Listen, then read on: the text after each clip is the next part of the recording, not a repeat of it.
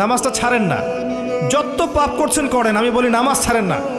ইনশাল্লাহ একদিন নামাজই আপনাকে পাপ থেকে বের করে আনবে ইনশাআল্লাহ।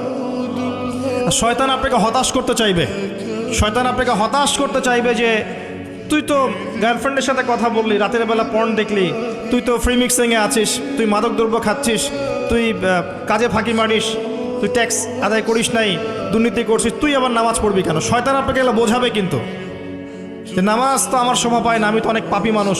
এই ধোকায় পা দিবেন না। আপনি নামাজ কন্টিনিউ করতে থাকেন, ইনশাল্লাহ আল্লাহ পাক আপনাকে পাপ থেকে বের করে আনবেন ইনশাল্লাহ। ওই নামাজটা যদি ছেড়ে দেন তাহলে আর কোনো হাতিয়ার বাকি থাকবে না। আর আপনি যত পাপ করেন না কেন মায়ুস হবেন না, মন ছোট করবেন না। আপনার একটা সেজদা, যে সেজদা আপনি চোখের পানি ঢেলে দিয়েছেন আল্লাহর কাছে, যে আল্লাহ আমার ভুলগুলো তুমি মাফ করে দাও, আমার তওবা তুমি কবুল করো, ইনশাল্লাহ দেখবেন ওই একটা সেজদা যদি কবুল হয়ে যায় আল্লাহ পাক আপনার সব গুনাহ মাফ করে দিবেন ইনশাল্লাহ।